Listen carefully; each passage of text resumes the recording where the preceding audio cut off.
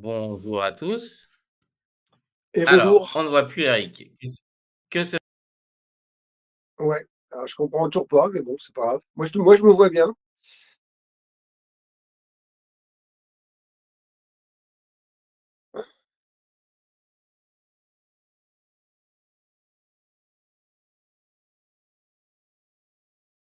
Ah, l'image est figée. Voilà, je suis revenu. Bon, et Bon, tu me vois, tu m'entends, tout le monde me voit, m'entend. voilà. Désolé, apparemment c'était moi. Je suis vraiment désolé pour, le retard ce matin. Il faut savoir que la France souffre d'une épidémie de gastro, que ma fille, était avec moi, comment ça s'appelle? Mercredi parce qu'elle était vraiment mal et je pense que j'en ai fait les frais. Voilà, donc j'étais en Ouais, retard parce que j'étais en train de vomir. le ballot, c'est vrai, ça donne envie, hein. Peut-être Exactement, que donc pour ce matin, certains, c'est l'heure du c'est pour petit-déj, en tous plus, ceux c'est pas qui sympa. ouais, c'est pour tous ceux qui sont en train de prendre le petit déjeuner avec nous, tu vois? C'est Bon. je me suis dit, voilà. Et en parlant de bouffe, justement, tu vois? On va Mmh. passer tout de suite sur notre premier sujet. Alors, c'était hier, si je me trompe pas, on a poussé un peu un coup de gueule sur la question, des uniformes de l'armée qui n'étaient plus faits en France Ouais, et en fait, là, on découvre dans une enquête de Street Press donc si vous vous souvenez bien, l'État a fait passer une loi, la loi anti-gaspi 2020, qui avait pour but d'éviter, de faire, les trucs jetables. Du moins les couverts jetables, les emballages jetables et cetera.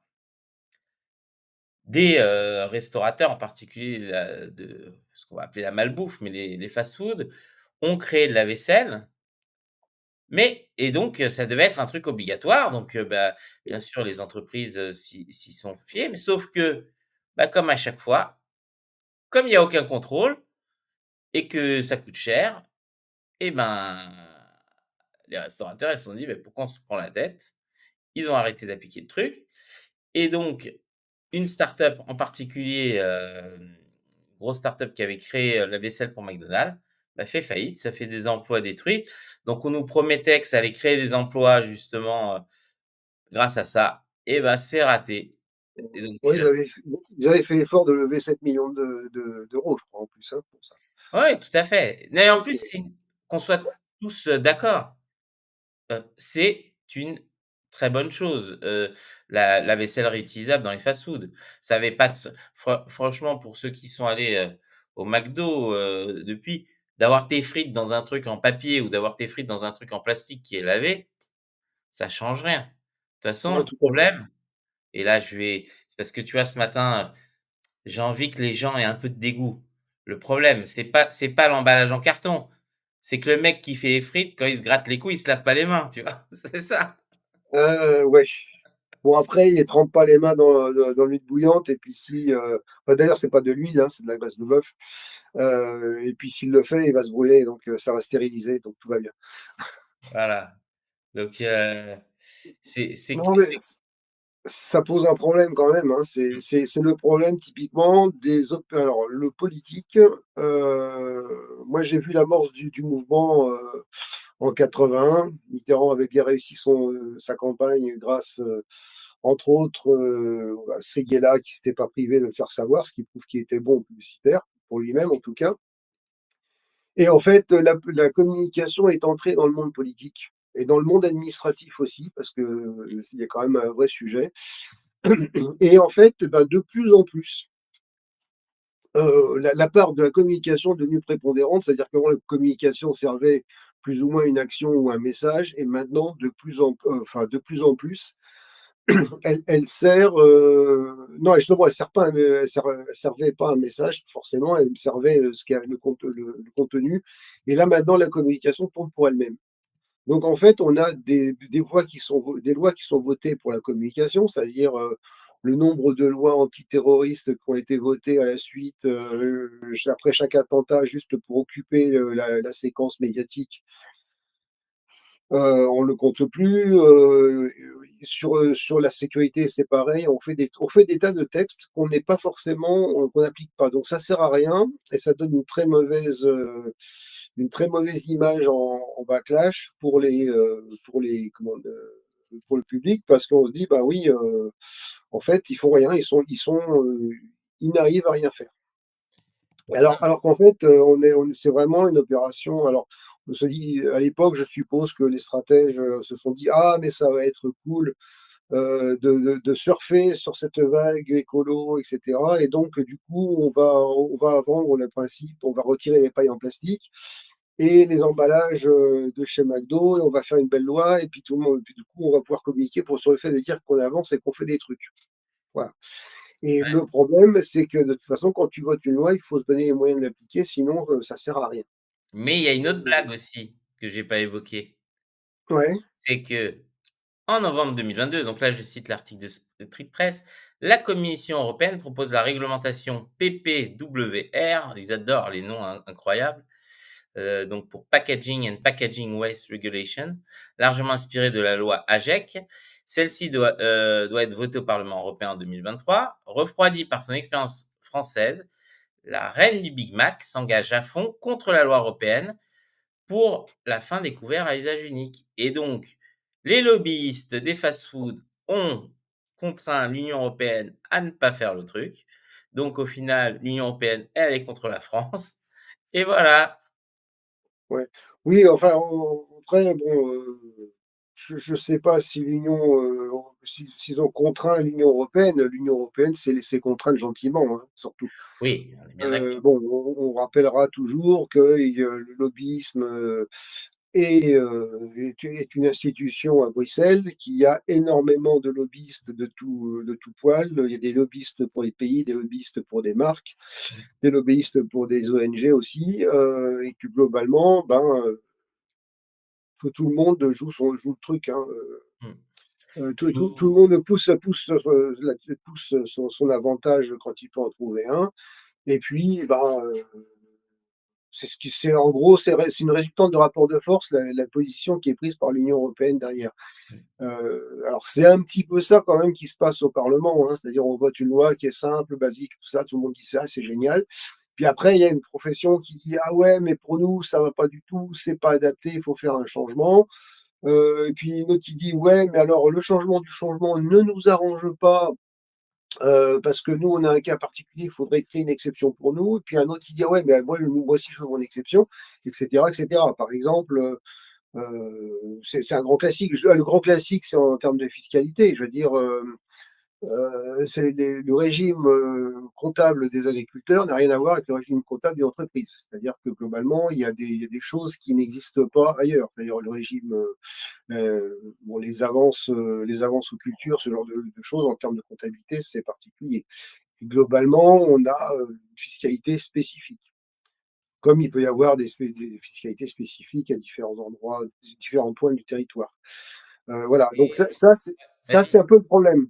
C'est vraiment le problème, c'est que, d'exception en exception, on se retrouve avec un maquis législatif, et réglementaire, qui est imbitable et du coup, en gros, si tu as pas les moyens de te payer, un expert comptable, costaud ou des conseils, tu sais plus ce que tu dois faire et voilà et donc et c'est pareil pour les interdictions alimentaires et cetera, ou les interdictions, spécifiquement typiquement sur ce sujet. Ben, en gros, il y a toujours quelqu'un qui va lire le truc, qui va dire: «Ouais, mais là, il y a une faille» et cetera. Le vrai problème qui s'est passé, c'est pour McDonald's, qui était parti, plus ou moins sur cette idée-là, c'est que surtout, c'est les concurrents, KFC et cetera, eux, s'étaient pas emmerdés avec. Donc en fait, il y avait une rupture, d'égalité, devant la loi. Bon, il y avait aussi des franchisés parce qu'il faut savoir que McDonald's, c'est pas McDonald's, une firme qui embauche directement des tas de salariés partout, hein. C'est, une boîte qui vend un savoir-faire, un logo, qui a un cahier des charges et cetera, qui le facture très cher et après derrière, c'est des entreprises, qui se montent et puis, bah, comment dire? Qui vont, essayer de bien fonctionner, de sortir un bénéfice pour eux et puis ils reversent à McDonald's une partie. Mais jamais McDonald's intervient en direct.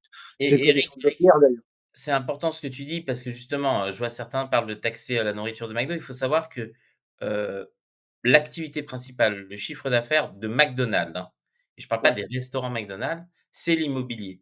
C'est-à-dire qu'ils achètent des points de vente, qu'ils louent après à des voilà, franchisés avec tout le package dont tu mentionnes. C'est comme ça qu'ils gagnent de l'argent. La nourriture n'est qu'un moyen de faire valoir justement, cet espace, immobilier. C'est pour ça que pendant très longtemps, McDo refusait la livraison à domicile parce qu'accepter la livraison à domicile, c'était dévaloriser les points de vente qui pouvaient être exactement. loués très cher puisque d'un seul coup, on n'a plus besoin, d'avoir un emplacement premium.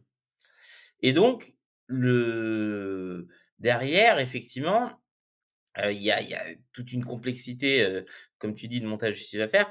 J'ai partagé, l'article de contexte que je vous Ouais, engage à lire justement sur, la manière dont le lobbying, de McDonald's s'est fait au sein de l'Union européenne. Alors il y a celui de Street Press aussi. Je sais que certains vont me dire: «Ah Street Press, c'est un horrible média de gauchistes», mais ils font aussi des bonnes enquêtes aussi et il faut, rendre à César ce qui est à César et dans ce cas particulier, effectivement, on voit l'impuissance du politique par rapport au big business. C'est-à-dire qu'on a voulu faire un truc qui était une bonne idée, oui. mais Ah oui, non, faute mais de c'était moyens, clairement une bonne idée. faute de courage, et ben, c'est allé nulle part. Parce que, qu'on soit bien clair, si on prend par exemple la fin des pailles, bon, c'est vrai que les pailles en carton, c'est dégueulasse pour ceux qui ont essayé. Le truc au bout de 2 minutes, il se ramollit comme ça. Je sais plus dans quel Ça pays, m'étonne. j'étais avec les enfants, ils avaient fait des pailles en pâte. Tu sais, comme des pâtes de cuisson.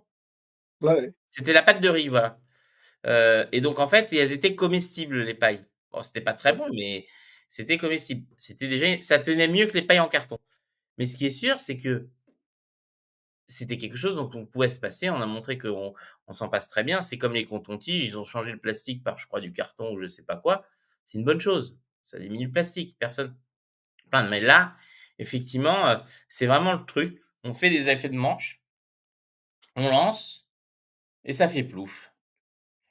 Un peu comme, la France avec la Macronie, tu vois? La France a pris la Macronie a pris la France, elle a fait Ouais. une annonce et elle a jeté la France et ça a fait plouf.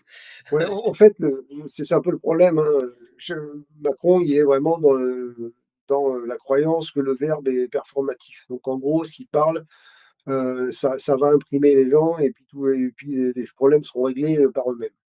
Et en fait, on a plein de trucs où il dit un truc, une chose et puis après autre chose et cetera et puis le contraire mais globalement, en fait, il pense que sur le moment, ça va bien marcher et que tout va bien. Et que du coup, il y a pas besoin d'avoir un fil cohérent à sa ligne politique et c'est là qu'il y a un problème. C'est là qu'il y a un problème parce que globalement, la communication doit servir une ligne politique. Alors bon, peut-être qu'il a un agenda caché, j'en sais rien et que le but du jeu, c'est de tout bordéliser, qu'il reste qu'un champ de ruines derrière lui, ce qui est bien parti. Mais Pourtant, globalement, il a pas de lien dans le BTP, Macron, pour il n'a reconstruire pas de de lien dans le BTP, tu vois? Pour reconstruire derrière. ah ouais, je sais pas, ouais, je sais pas. Je sais pas. Bon voilà, donc du coup, c'est le problème, c'est ça, c'est on a été dans la com, on a fait un coup de com, c'était une bonne séquence, c'était une séquence de pub qui était parfaite. On passe à autre chose, autre séquence, on occupe les gens C'est surtout avec moi, je suis triste pour les salariés qui vont perdre leur emploi parce que, mine de rien, pour une fois qu'on refait un truc industriellement en ouais, France, eh ben exactement. raté. Ouais, mais Et il y a beaucoup de choses comme ça, notamment dans l'industrie, il y a quand même pas mal de cas où les choses sont annoncées avec un grand renfort de avec un grand renfort de communication, on va pousser telle industrie, alors l'industrie de la batterie, de l'industrie, de la batterie solaire, de la batterie de bagnole, et cetera et puis ça fait plouf derrière. Bon et puis typiquement, on est pour le made in France, mais là récemment, ben, effectivement, on annule des commandes pour l'armée, on les annule à des entreprises françaises. Typiquement ce genre de choses. Donc c'est exactement un peu ça parce qu'il y a à un moment donné, on a une préoccupation de dire, qu'on fait un truc et puis le moment d'après, on dit: «Ouais, mais là, il faut serrer le budget, il faut trouver un truc moins cher, même si c'est ailleurs» et cetera et c'est tout le temps ça. en fait. Non, mais tout à fait. Non, mais c'est pour ça que c'est important, d'en parler parce que, j'ose même pas imaginer, tu sais, j'ai pas voulu, creuser. On sait que depuis les difficultés de l'entreprise Duralex, il y a Ouais. probablement un souci dans les écoles, parce qu'elles doivent bien trouver, leur vaisselle quelque part et j'ose imaginer d'où ça vient et donc Alors ouais. Alors après Duralex, a priori, ils sont bien repartis. Ça a été repris par Enscope et manifestement les commandes explosent. Voilà, mais ça veut dire qu'à un moment donné, alors ne parlons pas d'eux, on va pas leur porter la poisse. co Voilà comme disait l'autre, l'émancipation des travailleurs sera le fait des travailleurs eux-mêmes. et Bon et quelque part, les gens qui, tu es reprennent un Enscope, horrible gauchiste. oui sûrement, mais bon, Alors, justement, ça va nous permettre de parler du deuxième sujet. Alors c'est un sujet moi heu, auquel, j'ai envie de faire participer un peu nos auditeurs et qu'ils nous donnent leur avis. Alors juste avant, je vais répondre à une question, du moins à mes commentaires d'Adrien qui parle de oui, une paille en métal, ça c'est à la classe. Alors dans les années 80, tous ceux que je connaissais avec une paille en métal, ils étaient traders et ils bossaient à la défense et je crois pas que la paille, c'était pour boire du coca. Mais c'est bon, pas pour boire du coca, non. voilà, je dis ça, je dis rien, hein. Peut-être qu'en fait, c'était pour ça, tu vois? C'était pour légaliser la paille en métal, enfin bref. Ouais, et après il y avait ceux qui roulaient le billet de 500 balles, pour remplacer la paille aussi, hein, Tout parce à que ça fait, faisait mais ça, peur. c'est une question de statut, tu vois? Ouais, ouais, c'est une question de look.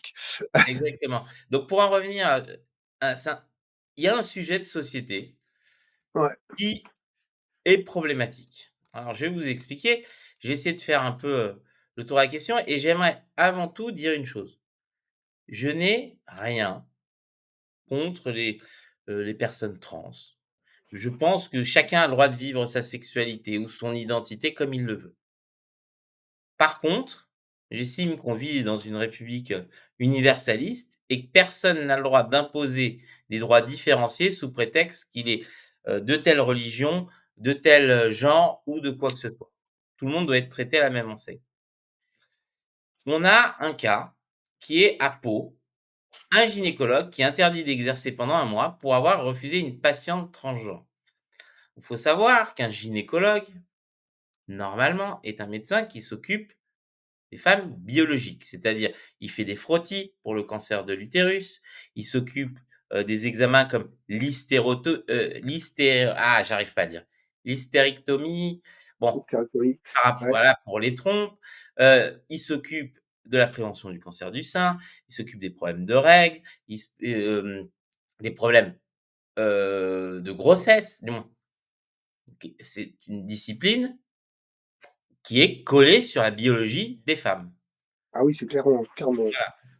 Or, ce qui se passe, c'est qu'effectivement, des, personnes transgenres estiment, parce qu'ils considèrent qu'ils sont des femmes, qu'ils doivent être traités par des gynécologues. Bon, voilà, hystérotomie, merci. Mais il y a plein d'examens effectivement. Bref, c'est une vraie discipline, et donc ces gens estiment que, bah, non, heu un gynécologue, ça doit aussi s'occuper des hommes. C'est-à-dire moi, je devrais pouvoir aller, si on suit la logique, voir un gynécologue. Parce que, bah, rien ne justifie que le gynécologue soit un médecin qui s'occupe de la biologie des femmes, puisqu'on peut s'identifier en tant que femme, même si on n'est pas biologiquement une femme. Oui, Le non, problème, c'est d'accord, mais qu'aujourd'hui, on vit dans une situation en France où il y a une pénurie monumentale de gynécologues et qu'il y a des femmes qui ont des retards de prise en charge, parce que c'est difficile de trouver des rendez-vous. Ça, c'est une réalité et on a des gens qui, sous prétexte de l'accès aux soins, hein, alors quand on lit l'article, on voit que la personne avait une douleur au thorax, donc chose qui pourrait très bien aller voir un pneumologue ou un comment ça s'appelle? Un généraliste, mais non, il va voir le gynécologue et donc pour se plaindre de cette douleur au thorax et donc, bah, le gynécologue dit: «Moi, je m'occupe des vraies femmes». Ça a pas plu et ce qui est encore plus dingue, c'est que le conseil de l'ordre, probablement par lâcheté, décide de sanctionner ce médecin. C'est-à-dire qu'on sanctionne quelqu'un sous prétexte d'un problème d'accès aux soins et donc on va priver des centaines de femmes d'accès aux soins Bref. Alors, certains parlent justement, de la question de la palpation des seins. Les hommes, quand ils ont des problèmes de cancer du sein, ils vont voir l'oncologue, ils vont voir l'endocrino. On a des Ouais, médecins qui s'occupent de ça. ouais, tout à fait. Voilà. Donc, pour moi, on est face à une dérive de la société où, à un moment, on accepte que les gens, leur lubie, parce qu'on est clairement dans une lubie. Pourquoi un homme est-ce que moi, je vais voir, un ophtalmologue pour lui demander, des examens de proctologie? Ou est-ce que je vais, voir, mon cardiologue et lui dire, «Écoutez, est-ce que vous pouvez me faire une opération d'agrandissement du pénis?» Ça n'a aucun sens. Oui, tout à fait, oui. Non mais Je bon, vais pas voir le boulanger pour lui demander, de me filer un steak, tu vois? Et je vais pas voir le boucher pour lui demander de me donner un pain. oui, tout à fait, mais bon, c'est comme ça. Non, non, en fait, ça ressemble à une opération de com montée par, un réseau particulier parce qu'en fait, le seul truc, qui était visé dans sur la c'est à la fin de l'article où en gros, il disait que leur jeu, c'est de dire qu'il avait fait une fa c'était de faire reconnaître qu'il avait fait une faute professionnelle, pas qu'il soit sanctionné, mais que ça soit reconnu par l'ordre des médecins. Voilà, c'était ça le sujet. Bon, alors après, bon, globalement, je veux dire, bon, i on a, il y a dans toute société, il y a eu enfin, dans peut-être pas dans toutes, mais en tout cas, il y a des soci ça a toujours existé, des gens, des fois des transformations qui se font naturellement, c'est très, très rare, mais ça existe. C'est-à-dire qu'en gros, un monsieur peut avoir les seins qui poussent, le pénis qui rapetisse et cetera. C'est un copain de tout vif qui m'en avait parlé, il était bon, ça c'est une chose. On peut avoir des évolutions, c'est connu, c'est documenté. Bon, il dans les sociétés, par exemple, amérindiennes, je pense aux Sioux notamment, enfin ceux qui ont vu Little Big Man, s'en rappelleront certainement, il y avait ce qu'on appelait les two spirits, c'est-à-dire les deux esprits. C'est-à-dire on disait des gens qui se pensaient, des mecs par exemple qui se pensaient femmes et cetera, qui se dédiaient à des tâches de femmes parce que, ça leur allait bien comme ça. Mais en gros, ça voulait pas dire, qu'ils avaient changé d'esprit, ça veut dire qu'ils avaient gardé 2 esprits dans leur tête. Et évidemment, dans les sociétés où effectivement, on pouvait avoir, heu, une forme de bon, des on pouvait accepter que des hommes s'habillent en femmes et cetera. Il y avait pas où il y avait pas de sujet, ce qui était déjà ce qui pouvait être rare. Globalement, bah, tant qu'il y avait pas les progrès de la médecine, enfin les progrès de la médecine ou les évolutions techniques, ben, du coup, jamais ils demandaient à avoir droit à une opération remboursée par la sécu et cetera, parce qu'il y avait pas de sécu et puis il y avait pas d'opération possible, voilà. Ou alors des choses un peu, très très dangereuses. Aujourd'hui, on est dans une logique pure de transgenréisme, comment dire? De transhumanisme. Mmh. C'est-à-dire que, ben, on peut avoir, on peut se retrouver, avec des nichons super fermes à 90 ans, en silicone peut-être, mais super fermes à 90 ans. On peut se botoxer à max et cetera. Mais c'est pas parce que, par exemple, moi je vais me botoxer un max pour avoir l'air jeune, qu'à un moment donné, je vais pas avoir des problèmes liés à l'âge. J'y pourrais rien, je pourrais pas changer cet état de fait, donc je serais bien obligé de gérer ces problèmes-là. Comment Donc ça, Eric? bah si. Tu veux dire que, on ne peut pas combattre, la biologie? Alors, bah, à un moment donné, la biologie se rappelle à nous, sur un angle ou un autre. Alors on peut changer des choses dans l'apparence, ça c'est il y a pas de problème, mais globalement, à un moment donné, même si j'ai l'air super, si je peux avoir l'air super jeune parce que j'ai fait des tas d'opérations et cetera, à un moment donné, j'aurai quand même l'âge de mes artères. Ça, c'est un exemple typique, c'est-à-dire pour pas sortir du sujet purement trans. Et donc on a des gens qui disent: «Ouais, ben, on va vivre plus vieux, on va se faire implanter des puces, parce que pour être plus intelligent ou pour faire des choses et cetera». Et du coup, c'est un peu le délire de comment ça s'appelle, Laurent Alexandre là, où en gros on peut faire plein de trucs, on va faire de l'homme augmenté, on va faire de la modif et cetera. Donc là, du coup, on part sur l'idée que tout est possible. Alors tout est possible pour ceux qui ont du fric, on est d'accord, hein? Le transgenrisme, si tu es smicard, ça va être compliqué quand même.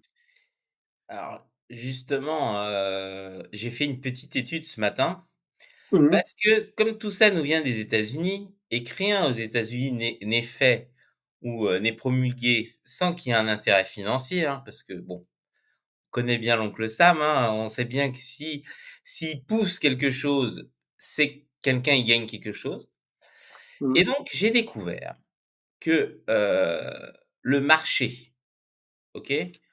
Heu, des thérapies de conversion, des opérations, Ouais. représentait aux États-Unis 2,2 milliards de dollars Mmh mh. et surtout, et c'est là parce qu'on va faire, on va aller plus loin, un une personne donc faisant une transition rapporte par an, par patient, environ 4 500 $ par an. Voilà. Or, quelqu'un qui a un cancer ne rapporte que 600 $ par an. Par contre, quelqu'un qui a le sida rapporte environ 30 000 $ par an. Sauf que bon, dire aux gens: «Attraper le sida, c'est bon pour le business», c'est un peu moyen. Par Ouais. contre, pousser les gens dans ce type de délire parce que ça fait tourner le business, c'est je n'affirmerai pas que c'est la réalité, mais Ouais, faut tu as se poser toujours les des gens, qui ont une dysphorie de genre, hein, ça c'est pas le problème. tout à Après, fait. quelque part, il y en a beaucoup qui s'en fabriquent maintenant parce que c'est mode, c'est tendance et cetera. Moi, je vois ça y compris, bon, quand des enfants de 7 ans te disent: «Bah, moi, je veux changer de genre», c'est juste peut-être aussi parce que, on a vu dans l'entourage familial, une femme à barbe et voilà, et un Ouais, de monsieur toute à façon, nichon. tu sais, mon fils, quand il avait 2 3 ans, il voulait le costume de la Reine des Neiges. Parce Oui, qu'il avait vu la Reine des Neiges et la Reine des Neiges, elle était cool, tu vois? Et ouais, bah, oui, et oui, après pourquoi qu'il est pas. allé à l'école, il dit: «Les filles, c'est naze», tu vois? Donc en fait, c'est juste parce que le personnage lui plaisait, mais ça n'avait rien à voir avec, quoi que ce soit, en fait. Et Ouais, exactement. justement, certains parents en auraient fait des caisses, on aurait dit: «Ah, il veut mettre des trucs de la Reine des Neiges». Bah, c'est grave, ouais, non, ça veut dire qu'il y a une histoire. Rien à voir, c'est juste, Non, non, ou bah, les alors les gens ont enfants. dit: «Mais mon chéri, c'est gé», on aurait pu dire aussi: «Oh mais mon chéri, c'est génial, tu es pour le transgenrisme, que c'est tellement chic, tellement tendance qu'on va t'encourager là-dedans, on va t'accompagner», et après on peut se retrouver éventuellement avec un môme qui a dit ça comme ça pour le fun, comme, du genre, je sais pas, une fois j'avais demandé à mon fils qu'est-ce qu'il voulait faire, il m'a dit: «Bah, je vais faire inspecteur des impôts». C'est pas parce qu'il avait une vocation, hein, c'est juste parce qu'il savait que papa était inspecteur des impôts, il disait: «Ça doit être bien quand même». Voilà, c'est aussi simple que ça. Donc, ben, je vais faire comme les grands. Tiens, j'ai vu un monsieur, alors ça, ouais, ça a l'air bien, ça a l'air cool, alors je vais le faire. Enfin, je veux faire ça. Mais on le Ah, dit parce que comme c'est ça sans rare un nuancer, enfant puis qui après, dit, tu es pris dans ton mensonge, puis après, tu es enfermé dedans. mmh, Puisque du coup, tu as des systèmes où, à l'école, par exemple, on te dit: «Bah tiens, mais tu oui, d'accord, on peut changer de prénom».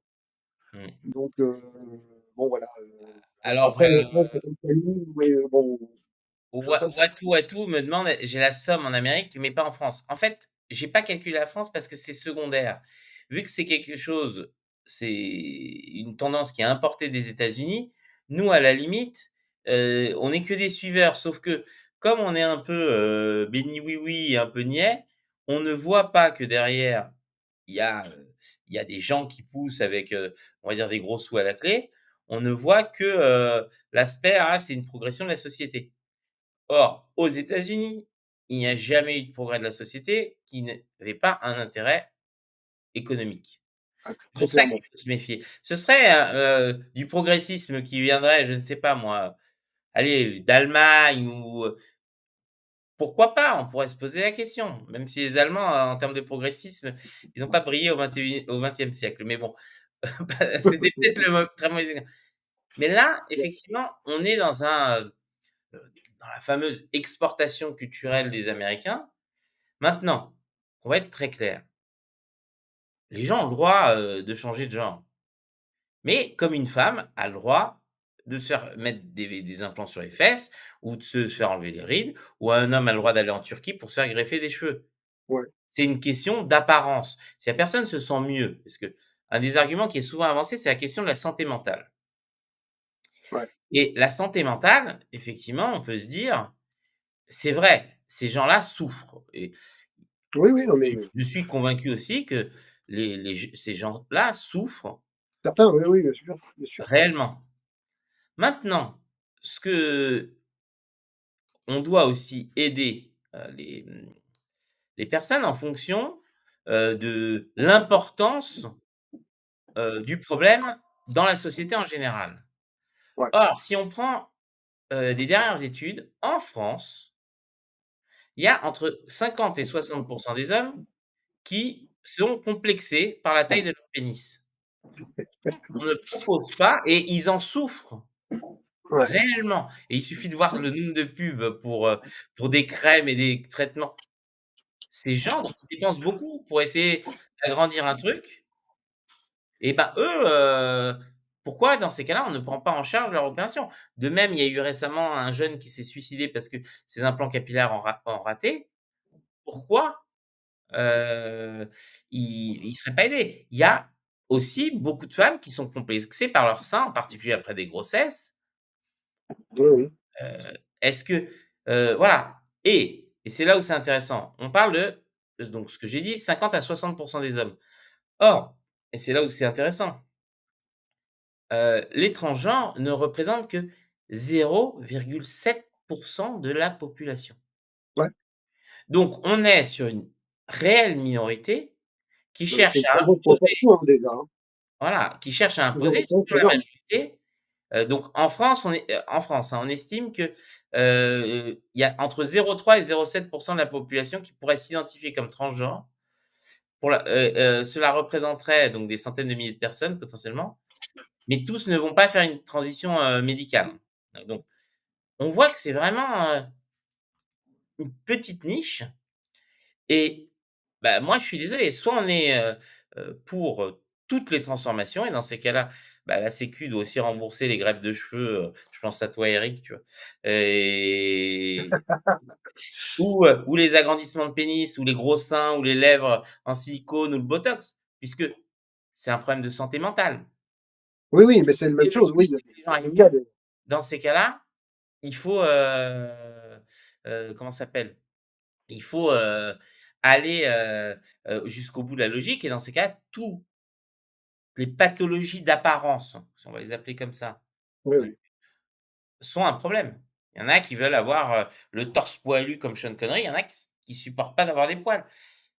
Et les personnes en surpoids, pourquoi les liposuctions, dans ces cas-là, ne sont pas prises en charge par la sécu?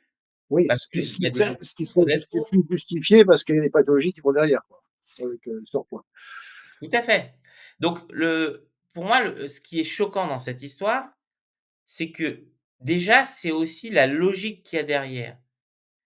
Un médecin refuse de te recevoir, tu vas voir un autre médecin.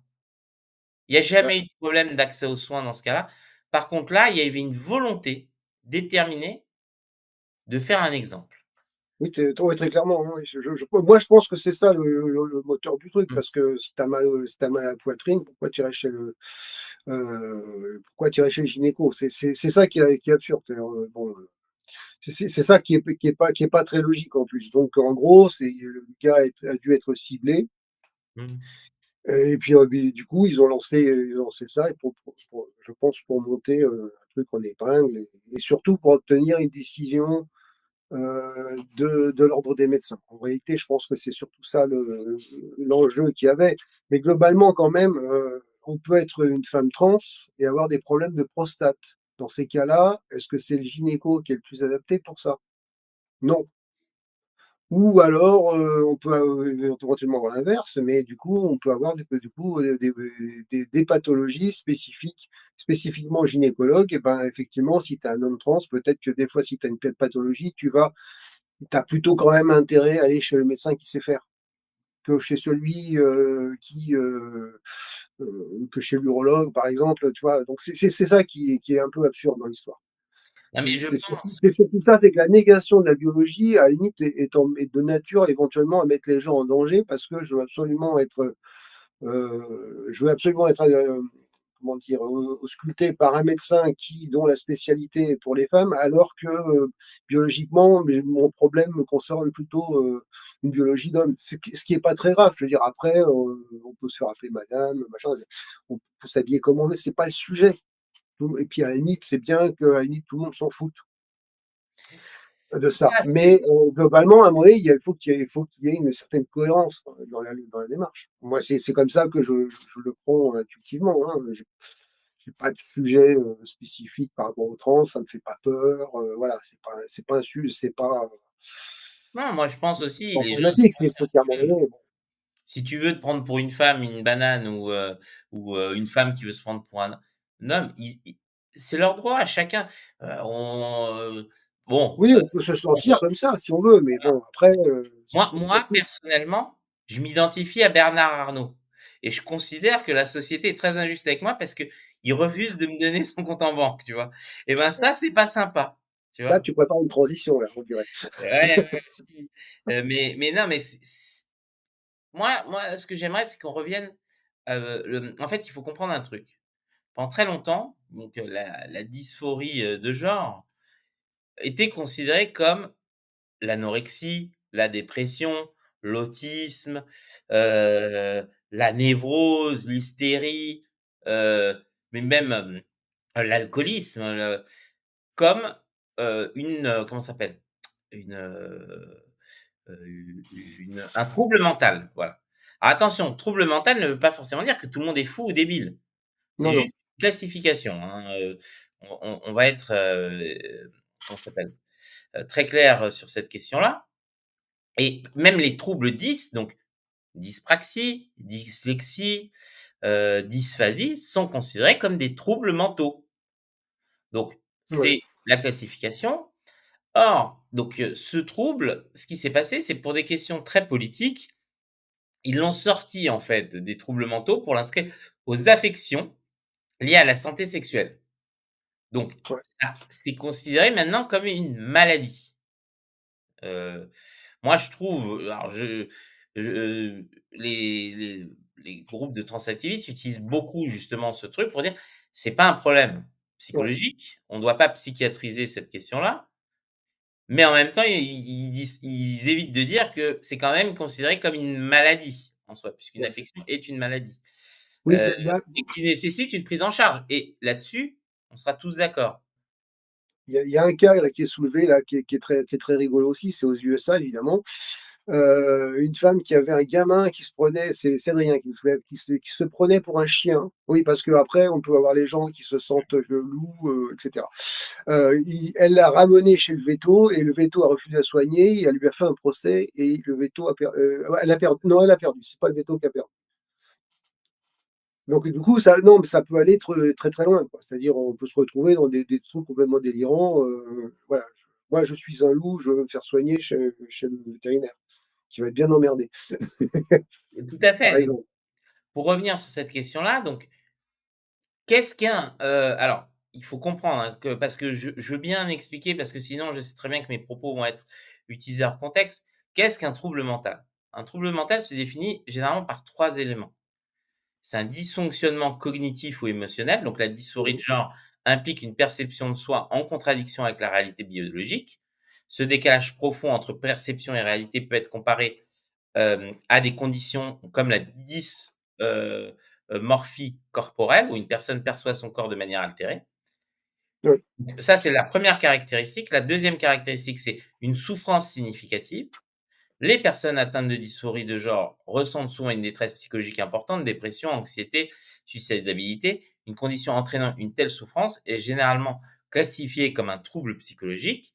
Et troisième, une altération du fonctionnement social ou professionnel. La dysphorie de genre peut causer des difficultés majeures dans la vie quotidienne, troubles des relations sociales, marginalisation, difficulté à oui, s'intégrer dans des environnements professionnels ou scolaires. C'est exactement les mêmes critères que, la dépression, l'alcoolisme et cetera.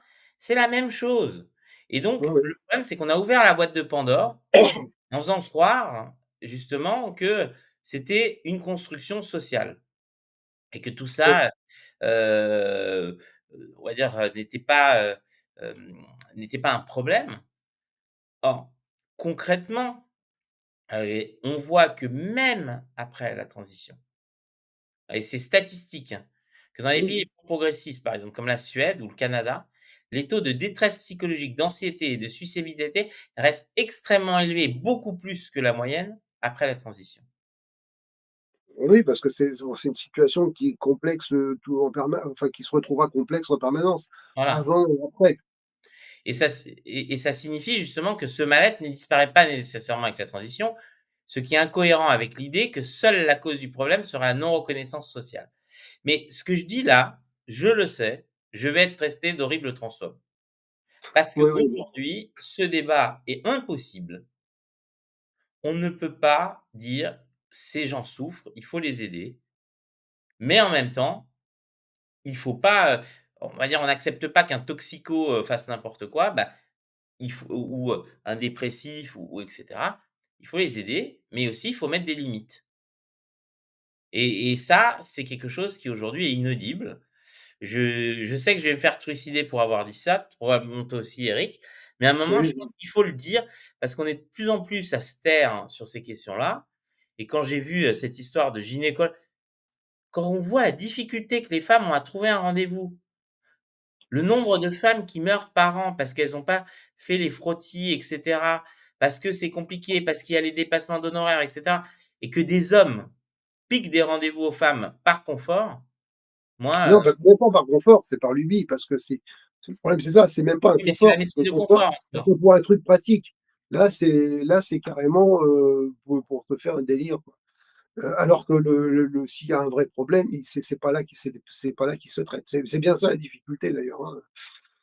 Donc voilà, après, moi j'ai tendance à penser que bon, il faut que les gens puissent être pris en charge au niveau médical pour des pathologies qu'ils ont et éventuellement, si ça nécessite un spécialiste, par le spécialiste Mmh. adapté et pas par un spécialiste qu'on choisit, pour on ne sait quelle raison, quoi. Non, mais peut-être qu'il C'est bien ça le faudrait problème. en fait, le problème, c'est que quand on voit dans les revendications, ils ne veulent pas qu'on crée un spécialiste dédié aux personnes trans. Pourquoi? Parce que leur but derrière, du moins certains activistes, hein, je dis pas Oui, tous, hein, oui, certains voudraient, oui, mais d'autres en fait, exactement. dire: «On est des femmes, donc on a des médecins de femmes, donc on a tout d'une femme». Certains aimeraient, même font semblant d'avoir leurs règles. Oui, C'est oui, on c'est est dans une espèce l'accessoirisation ça. de, mise en scène en fait Mmh. Bon, et bah, donc voilà, mais je suis désolé, hein, pour, ce peut-être que c tout ce mais je pense qu'à un moment, en tant que société, on doit dire stop au délire, en fait. Parce que mine de rien, accepter ces délires-là, c'est la porte ouverte à accepter quand les barbus disent: «Ma femme ne doit pas être vue par un médecin homme, exactement, oui, oui, c'est ça. Mais parce il y a que j'aurai le droit à un différentialisme». oui, oui, mais j'ai déjà eu le cas dans des accueils de services publics où le mec, exigeait d'être reçu par un homme parce qu'il voulait pas parler à une femme. Et il y a Tout à pas fait. besoin il y a pas besoin, d'être fondamentaliste musulman pour ça, on peut en trouver aussi, dans d'autres religions, du livre. Ce Oui, ce genre de choses. Voilà, oui, où le mec il dit: «Bah, moi, je suis un mec important, je veux être reçu, par un mec compétent, pas par une personne compétente, donc par un homme». C'est des choses que j'ai entendues récemment en plus, hein, ce genre de situation. tout Donc, à un moment donné, parce qu'un mec a un délire, il faut céder à son délire, c'est là que c'est problématique. Alors, quand je dis un délire, je parle pas spécifiquement pour les trans. C'est-à-dire, en gros, les gens, ils ont une lubie, puis tout doit se coller à la lubie. Le réel doit se conformer, au psychisme intérieur. Ce qui est compliqué parce qu'à un moment donné, ils se heurtent aussi au psychisme intérieur des autres et et aux réalités, sociales, physiques et cetera qui peuvent intervenir et c'est vraiment un sujet et moi, ce que je crains surtout dans tout ça, c'est qu'avec ce genre de conneries, il va y avoir un effet, de retour de manivelle, mais, que je crains très, très violent et qui du coup, va nuire à tout le monde, c'est-à-dire, ceux qui étaient, dans des démarches de ce type-là et puis ceux qui demandaient rien à personne et qui voulaient juste qu'on leur foute la paix et qui exigeait juste un droit à l'indifférence, Mmh. parce que Parce que c'est mieux d'avoir un droit à l'indifférence qu'un droit à la différence. ce que tu dis, Eric, est vrai parce qu'il y a des vrais transphobes. Il y a des Oui. gens qui Ah oui, tuent les oui. trans. Les Ah trans oui, non, mais je sont, confirme, ouais. généralement en danger. C'est pas, ils vivent pas très longtemps. C'est pas, on va dire, c'est pas une vie souhaitable. Mais effectivement, la manipulation, que certains lobbies trans font, de l'entièreté du groupe, font qu'ils les mettent dans une situation, limite maccarthiste où, de toute façon la rationalité n'a pas d'importance. Ce qui est important, c'est de clouer au pilori tous ceux qui sont pas d'accord avec nous. Ouais. Et ça, on l'a vu, avec, l'autrice, de d'Harry Potter, qui s'est pris un backlash énorme juste pour avoir dit que les femmes avaient des règles. Waouh! Oui, oui, oui. Oui, oui, non, mais bon, ça, c'était, Et non, non, oui, mais et qui est devenu, la cible de ces activistes et je vois Hypatie en parle, mais c'est une réalité. Ce qu'il y a aussi derrière, enfin, plutôt que de s'affirmer comme des femmes trans, vis-à-vis de ces courants qui disent: «Nous sommes des femmes et rien d'autre», c'est à nouveau le patriarcat et je vais le dire, qui, face à la montée du féminisme, a trouvé une astuce, et ben, on va leur voler même le féminisme, nous aussi on va être des femmes et donc les femmes n'auront même plus rien. C'est dingue ça. C'est-à-dire qu'on est à nouveau, c'est comme dans les sports, l'homme qui reprend la main sur un droit acquis des femmes oui, tout à fait. et Ça, ça, c'est c'est aussi ouais, intolérable. c'est-à-dire, Et oui, moi, c'est-à-dire en tant qu'en gros qu'homme, moi, j'ai honte, en fait, de mon genre, si je peux dire ça. Quand je vois ça, tu vois, tu as honte, tu te dis: «Franchement, on est des grosses merdes avec les femmes». Je parle pour ou fermer les yeux sur ça ou ouais, justement, hem, laisser faire, tu vois? Ou ne pas s'opposer. À un moment, c'est pas possible. Les femmes ont lutté pour avoir des droits, justement parce que la société ne leur reconnaissait pas et maintenant tu as des hommes qui veulent piquer les droits que les femmes ont acquis, quoi. C'est waouh! bah, disons que oui, après il y a des trucs dans le sport, il y avait des choses un peu pratiques. Alors c'était, quand même, une démarche, qui était quand même très coûteuse pour essayer de gratter, des rangs de classement, dans des compétitions, mais, heu, Et bon, de c'est l'argent, faut pas oublier qu'il y a des prix. et aussi de l'argent, parce que quand même c'est une des problématiques. Donc c'est vrai que, bah, pour de l'argent, on peut faire plein de choses, on peut se vendre et cetera, bon, enfin, et du coup, on dit: «C'est vachement bien, c'est parce qu'on voulait ça, parce que, c'est mon droit» et cetera. Et des fois, derrière le «c'est mon droit», il y a toute une, comment dire? Toute une, pression d'un groupe, d'un sous-groupe, d'un microcosme sur un certain nombre de gens. C'est quand même ça le problème. Et le microcosme, voilà, va vouloir imposer son modèle, son système à l'ensemble. Et c'est un peu tout le problème, mais d'une manière très, très générale, c'est-à-dire, indépendamment des sujets qu'on vient d'évoquer, qui sont lourds, mais, c'est la même problématique qu'on retrouve partout. C'est-à-dire qu'on a voulu, on a voulu fabriquer des communautés, parce que les communautés, c'est quand même vachement mieux. Comme ça parle pas aux autres, et ben, il y a personne qui va se regrouper pour, demander quelque chose qui profite à tout le monde. Voilà. Et pour imposer un rapport de force qui profite à tout le monde, parce que il y a aussi ça comme enjeu. C'est-à-dire le patronat, lui, il aime bien ce genre de choses. La différenciation des gens, des gens, la différenciation, la fragmentation de communauté, c'est top. Non, mais d'ailleurs, Qui et va après on va jouer un enchaîner groupe sur le contre un sujet autre. d'après, parce qu'après on a une invitée qui va arriver bientôt, mais pour nous parler d'un autre sujet, mais sur, cette question, il faut pas sous-estimer aussi un truc, parce que les Américains sont très forts. Les Américains sont surtout très forts pour créer des faux sujets, pour détourner les gens de et ça va faire hurler Jean-Pierre Leroux, de la lutte des classes.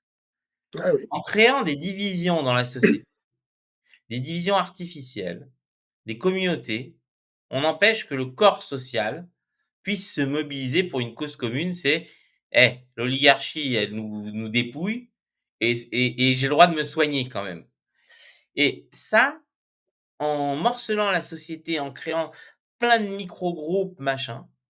Bah, justement, heu, voilà et ce qui se passe, c'est que, comme ce débat est très compliqué, ceux qui s'expriment sur ce débat sont soit des extrémistes anti-trans, Soit des extraits, oui, oui, voilà, soit de l'autre côté, c'est-à-dire qu'on est dans une polarisation totale et juste le discours rationnel.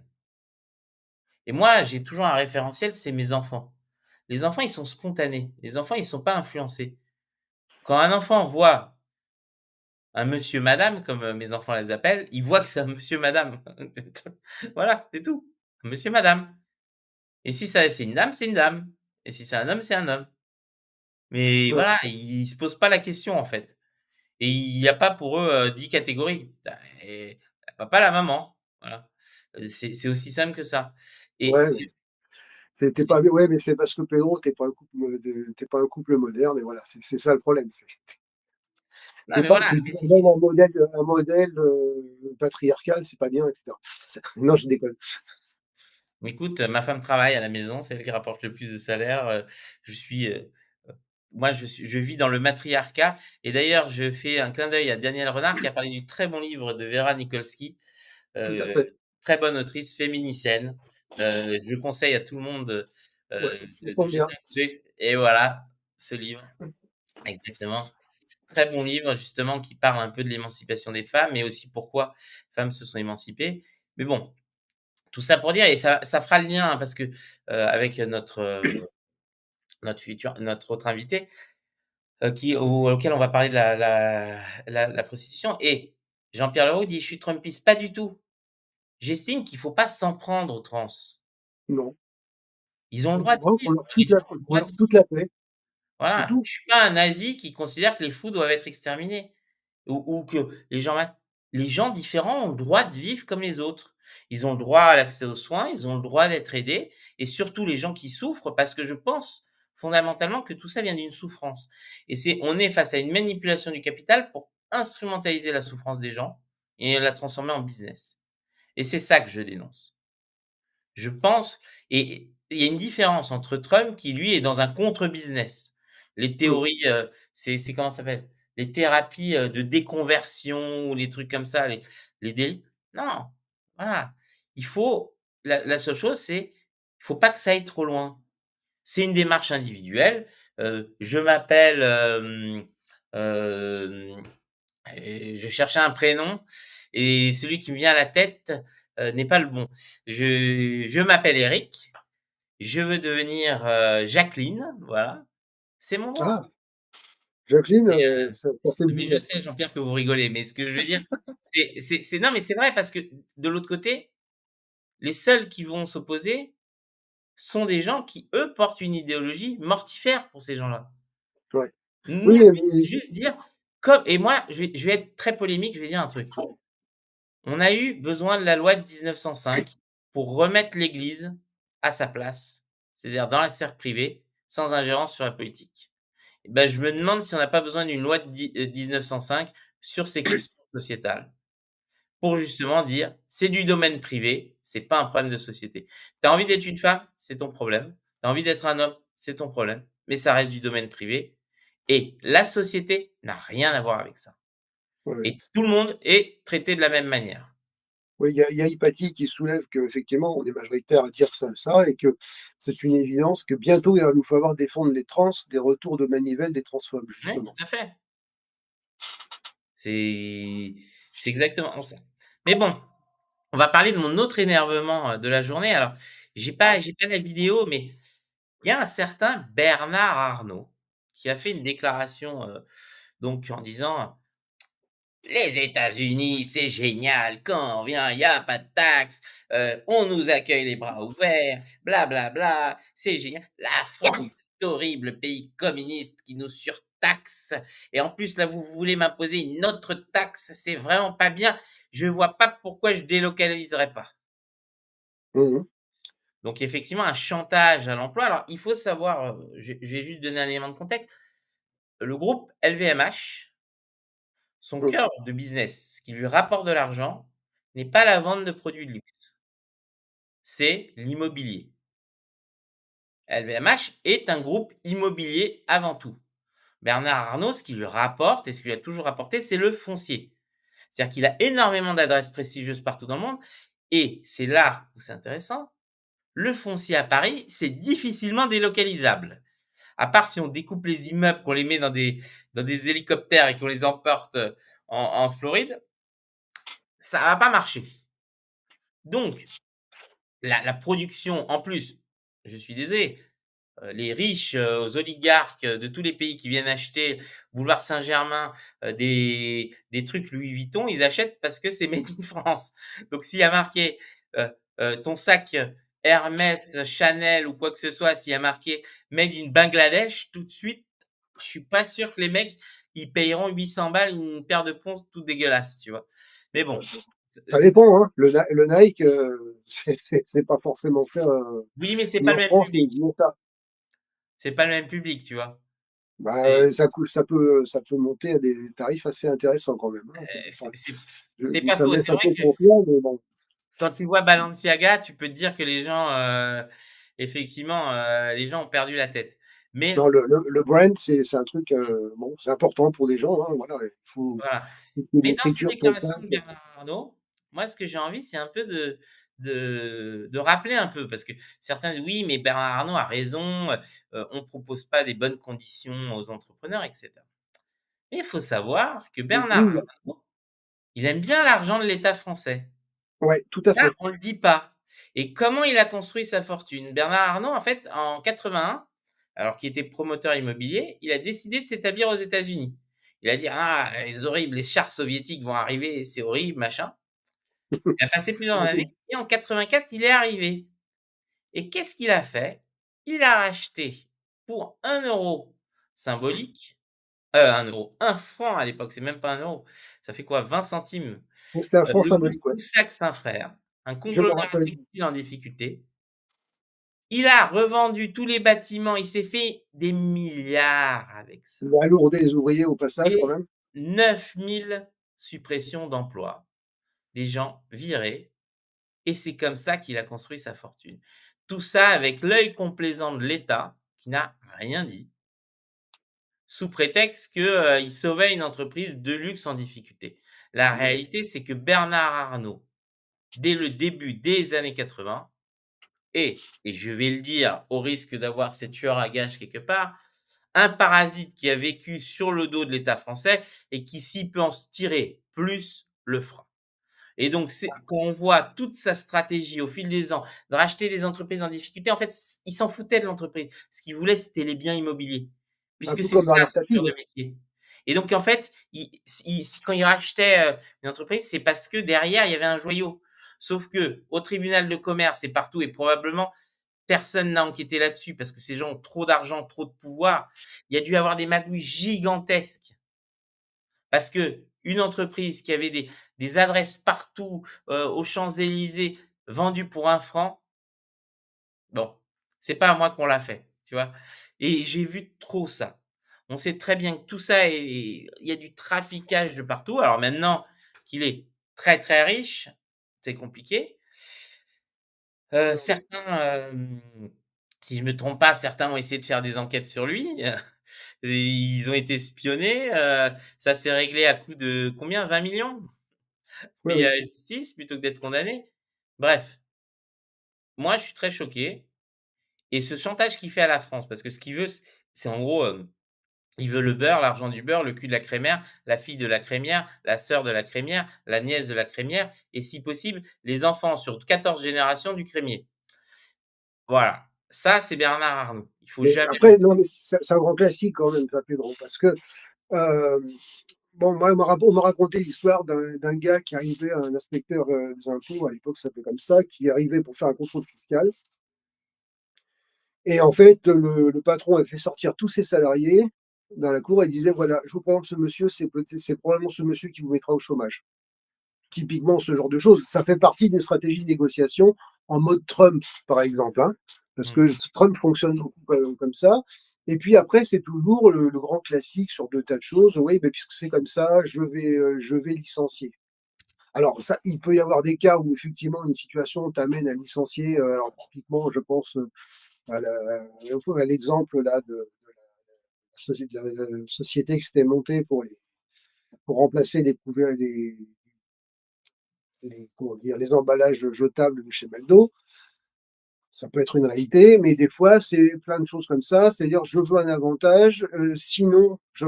Et en gros, c'est des gens qui arrivent sur une taille critique, qui se disent, bah écoutez, vous pouvez pas vous passer de moi, donc vous allez me faire tout ce que vous voulez.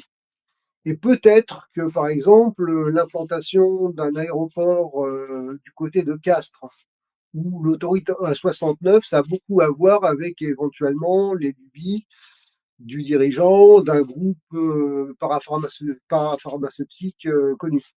Non, mais t'es complotiste, Eric. Tu dis Non, non, vraiment non, que c'est connu quand même, l'oligarchie hein. financière en France, c'est limite du Juan Branco, que l'oligarchie financière en France essaye de tout contrôler. Mais on n'a jamais vu ça, même à Babylone, ils faisaient pas ça. Oups.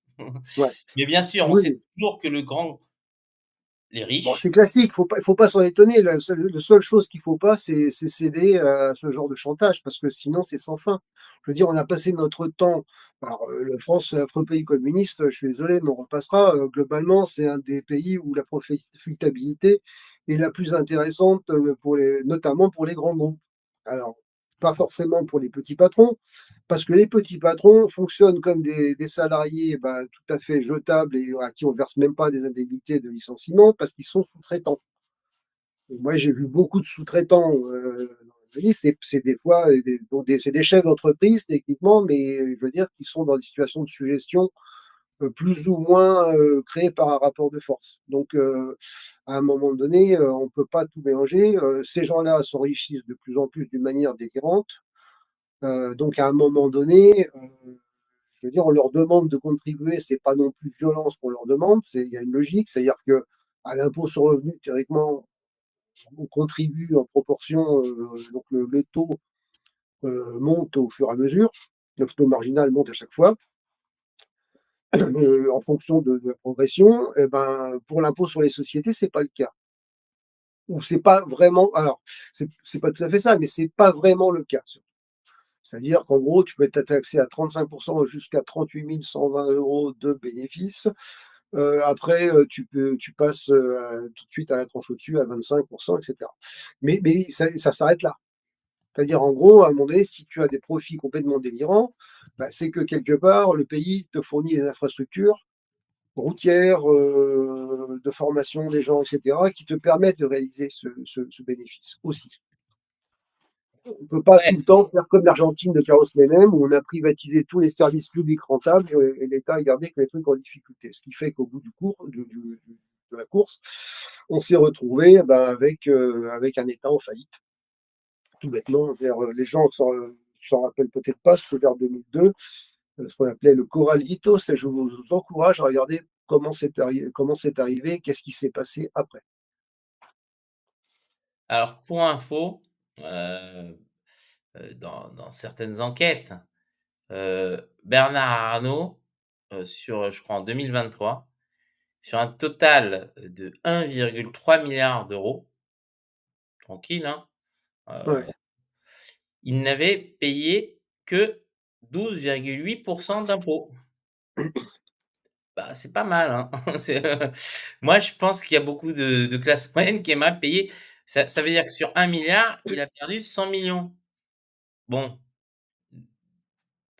pas Ah, beaucoup, hein, surtout que, c'est pas pour dire, mais quand on a autant d'argent, à un moment, de toute façon, il ne peut pas le dépenser.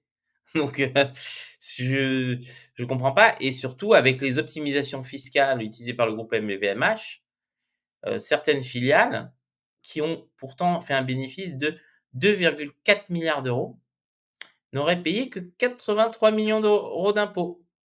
Alors qu'en France, l'imposition aurait dû être 9 fois plus élevée. Donc, on est clairement sur quelqu'un qui pousse son agenda. Je pense qu'il sent pousser des ailes. non, mais oui, il a raison, hein, tant que les gens le Peut-être savent. qu'il veut être président, tu vois? Il s'inspire de Trump, de Musk et tout. Il se dit: «Ah moi aussi, j'en ai marre d'avoir des pantins, je vais être moi-même président». Peut-être qu'on Oui, va avoir à la prochaine présidentielle la bataille des oligarques français. Arnaud contre Bolloré, contre Xavier Niel, tu vois? bon, avant, il bossait par proxy un peu. Ouais, tout à fait. Mais peut-être, tu vois, ils disent: «Ah, il y en a marre des marionnettes. c'est bon, l'oligarchie financière prend la main. Et j'ai vu que certains même sur les réseaux sociaux appelaient ça de leur vœu, hein. Heu, donc bon, alors Oui, je ne oui, oui, commenterai c'est comme pas, le mec qui disait: «Il faut que ça soit un général qui prenne la chose en main». Alors c'est vrai qu'on a le précédent de Gaulle, mais bon, on a toujours des gens qui s'inventent des hommes prévidentiels. Le problème, c'est pas ça, justement, c'est pas d'avoir des hommes prévidentiels. Le problème, c'est d'avoir, un rapport de force politique construit, qui permette d'avoir des choses qui vont dans l'intérêt du plus grand nombre. Et quand je dis tout le plus grand monde, c'est aussi de tout le monde dans la mesure où, on veut pas, pousser son intérêt au détriment de tous les autres. C'est surtout ça. alors Adrien me dit, «Ça coûte cher les yachts, le gazole, les personnes», mais moi je suis sûr, même si on prenait, si on sabrait Non, non, non. 50 et même j'irais plus loin, 75 de la fortune de Bernard Arnault pour reconstruire la France, je pense qu'il serait encore très, très riche, donc et il pourrait se payer encore ses yachts et tout. C'est juste à un moment, ça devient indécent, en fait. Donc maintenant, clairement, ce chantage qu'il fait, pour parce que c'est ça, c'est pousser vers la moins-disance sociale. On voit bien, ce qu'il inspire et clairement, moi, je préfère qu'on applique des mesures protectionnistes et qu'on empêche les États-Unis, de piller nos entreprises, nos cerveaux et de nous importer pas cher, les produits qu'ils font avec du dumping que de, justement, de, d'accepter ce genre d'injonction de gens qui, réellement, malgré leur richesse, qu'est-ce que Bernard Arnault apporte à cette nation? Ouais. Je veux rappeler un truc quand même paradoxalement, parce que ça, c'est pas que j'ai vécu. Je me rappelle, effectivement de la peur, tu parlais de 81 et Bernard Arnault qui s'exilait, parce que, les chars russes arrivaient, bon, il y avait, aussi un certain, De Villiers qui quittait la préfectorale parce qu'il voulait pas travailler. Bon, pourquoi pas, et cetera. Donc c'était la grosse panique. Paradoxalement, les années, Mitterrand, ça a été l'irruption du fric et la montée je veux dire, des rémunérations des actionnaires. À partir de là, à Bah, partir c'est du l'effet moment Reagan aussi. hein? C'est l'effet Alors Reagan. il y a aussi un effet Reagan, mais globalement aux États-Unis, on était taxés, ça pouvait monter assez haut. Le pourcentage de taxation. Alors après, tu avais droit à plein de défiscalisations diverses et variées, mais enfin, le taux d'imposition, alors, sans remonter aux années Roosevelt où ça montait jusqu'à 90%, ce que les gens ont oublié, donc bon, ça, ce qui semble bizarre aux États-Unis, hein, mais bon, globalement, c'est là que l'impôt sur les sociétés, moi, je l'ai vu passer de 50% à 33%, et puis là, maintenant, on est à 15%. Donc c'est ça qu'on ne dit pas. Et ce qu'on ne dit pas non plus, c'est qu'on s'est retrouvé quand même, je crois que c'était en 2022, je crois qu'était sorti le chiffre, où en gros, l'État dépensait plus en aide aux entreprises que, l'impôt sur les sociétés ne lui rapportait. Alors les aides aux entreprises, c'est pas toutes les entreprises qui en bénéficiaient, Mmh mh. malheureusement, c'est pas forcément celles qui en avaient le plus besoin. Mais globalement, c'est quand même aussi ça le principe. Après, bah, très clairement, on peut pas en vouloir, si on est dans un système de marché, de concurrence libre, et cetera. On peut pas demander aux uns et aux autres de pousser leurs avantages et d'essayer de gratter un peu plus. Sauf qu'à un moment donné, on rentre aussi dans une espèce de pathologie, heu, qui est quand même, assez lourde aussi. C'est-à-dire, il y a ceux il y a peut-être, pour revenir aussi à ce qu'on disait, il y a peut-être ceux qui pensent, qui veulent changer de genre, et puis il y a ceux qui veulent avoir encore plus de pognon tout le temps, ou qui veulent avoir la plus grosse «fortune» entre guillemets, mais voilà, et donc du coup, on n'est pas obligé de céder non plus au délire de ces gens-là, tout bêtement. Non, tout à fait, je pense que c'est bon bref, j'essayais, pour rigoler, voilà, attendez, je Ouais, vais Pedro, on te dit que tu vas passer pour un coco, c'est fou ça. ouais, ouais, non, mais je sais, non, mais c'est regardez ce que je me suis amusé à faire. Bernard Arnault qui plonge dans une piscine de dollars. C'est débile. Mais Ah, voilà, c'est beau l'intelligence artificielle, hein. ouais, exactement. Même l'intelligence artificielle sait que Bernard Arnault aime les dollars. Voilà.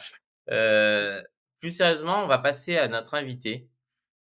Ouais, heu, parce que de toute façon, malheureusement, je ne pourrais rien contre Bernard Arnault, à part peut-être, convaincre les 9 000 qu'il a virés à l'époque dans les années 80, de faire une petite montée au siège pour récupérer un peu, pour qu'il y ait un peu de ruissellement. Peut-être qu'on pourrait utiliser les parfums, tu vois? On jetterait des rivières de parfums comme ça Paris sentirait meilleur.